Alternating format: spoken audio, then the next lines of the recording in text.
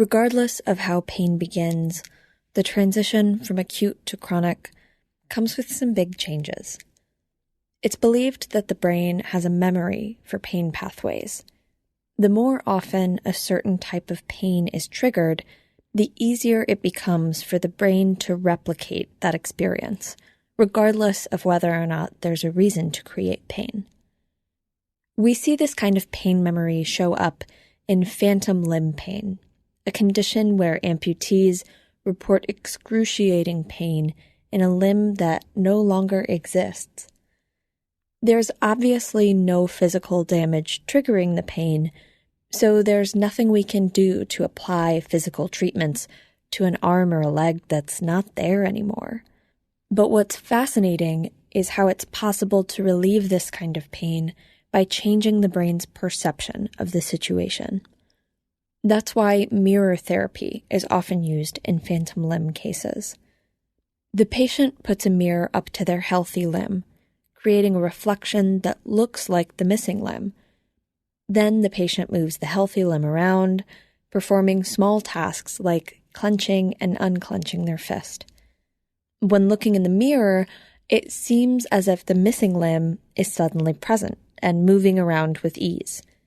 And this visual is enough to convince the brain that there isn't any danger in the missing limb after all, and then the pain disappears. Whether it's pain in a missing limb or pain from an old football injury, the brain never forgets how to create a certain sensation. When pain becomes chronic, most people also experience a sort of sensitivity adjustment. This is sort of like that fire alarm that used to work perfectly fine, but now goes off every time you light a candle. Over time, your brain keeps track of everything that could possibly be related to your pain. It starts to become more fearful of anything it thinks might be a threat, and eventually, the threshold for the brain's danger signal to go off becomes pretty low. This hypersensitivity is almost universal in chronic pain sufferers, and it's usually a big part of the reason why things that used to feel enjoyable, like sitting in a chair or going for a run, may now feel unbearable to you. Your brain learns to fear physical activities, weather patterns, and certain foods the same way that it learns to fear everything else. First, through experience, and second, through a protective overreaction. Think of how a little boy learns to be afraid of dogs. Perhaps he likes dogs at first and enjoys playing with them. But then one day, an excited dog chases him down the street, sending the boy into a panic. Next time he sees the boy starts to run away before the dog even moves. Thinking that the little boy is playing, the dog chases him again. Then, after a full year of being chased down the street every single day, the boy will become more and more afraid of dogs, even though the dog is friendly and there's no real danger. But because he feels threatened by dogs, he becomes overly sensitive to them. He might even become so sensitive that he doesn't even like seeing dogs on TV anymore. This is similar to what happens when you spend a long time in pain. Things that used to feel safe now feel very threatening to your brain. It starts to perceive these activities as dangerous and actually creates more pain in an effort to help you avoid them. And because your brain remembers how to create the same pain it's created before, this pain can feel identical to a physical injury. But just like a fear of dogs, your brain can be trained to unlearn this fear too. And as you slowly reintroduce these activities into your life, your brain will start to notice that they're actually safe. I asked Alan Gordon, director of the Pain Psychology Center in LA, to explain exactly how this works in simple terms. The majority of chronic pain, a lot of research is finding that the majority of chronic pain is not caused by physical problems in the body, but learned neural pathways in the brain.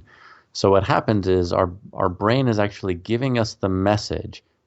Pain is a danger signal, right? You put your hand on a hot stove, the pain is letting you know you got to move your hand so you don't cause more damage. But sometimes these danger signals can get activated and they essentially get stuck. So your brain is giving you the message that there's some sort of damage going on in your body when there actually isn't. So our goal, what we're essentially doing, is we're taking these people with back pain and we're helping to teach their brain that this sensation that they're interpreting as dangerous is actually safe. And when you're able to teach the brain that over and over and over, you can develop some new neural pathways so that the brain has a new interpretation of the same sensation and the pain goes away. When pain becomes chronic, we also start to attend to it more. It starts to creep into your exercise habits, your ability to focus on work, relationships, parenting, even sometimes your hygiene habits. And as this happens, your thoughts and feelings about the pain naturally become more frequent, negative, and intense. And of course they do. It's hard not to think about pain all the time when it's affecting every area of your life. But studies have shown that focusing your thoughts and attention on the pain can make things considerably worse. Dr. Wager explains how. Your brain is always learning. So your brain is in many ways incredibly plastic. Chronic pain itself has effects on the brain, which are probably harmful. I think a lot of that boils down to the kinds of things that you habitually pay attention to and think become stamped in with time. So if you have a back injury and there's a lot of fear, and then doing things like moving, and this is very natural, right? But moving and doing things like that elicits some pain, and that elicits some fear. And the more that happens, then the more your brain wires to do that more easily and more automatically. It also wires to attend to the pain, so that over time you become hypervigilant. Right? You're always sort of looking out for those signals. And this doesn't mean it's your fault, right? If you're a patient, this is a natural process. The things that you do become more and more automatic over time, including thoughts. And so one thing that's helpful for many people is, again, to try to unwind that. You use your will and conscious mind to, replace those thoughts with other more beneficial thoughts and replace avoidance with positive engagement. So I think one of the goals of multiple kinds of therapy that can really work for people is to kind of unwind this negative spiral of avoiding more and more stuff, right? That has physical effects and it has effects on your brain.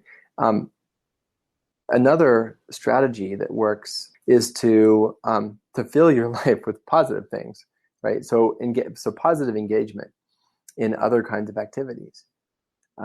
And one of the predictions of neuroscientific theories, especially a theory by this researcher named Howard Fields, who was very influential, is that when you engage in these other kinds of activities, your brain suppresses the pain.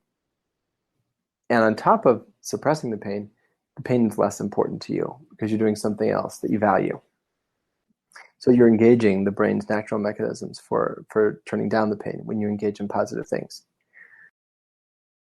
It might seem impossible to you right now that you could go an hour without thinking about your pain. But with the proper tools and techniques, this can become easier to do. For now, though, let's focus on soaking all of this information in. Remember, knowledge alone can help you on the road to recovery. Here are the key concepts we just covered.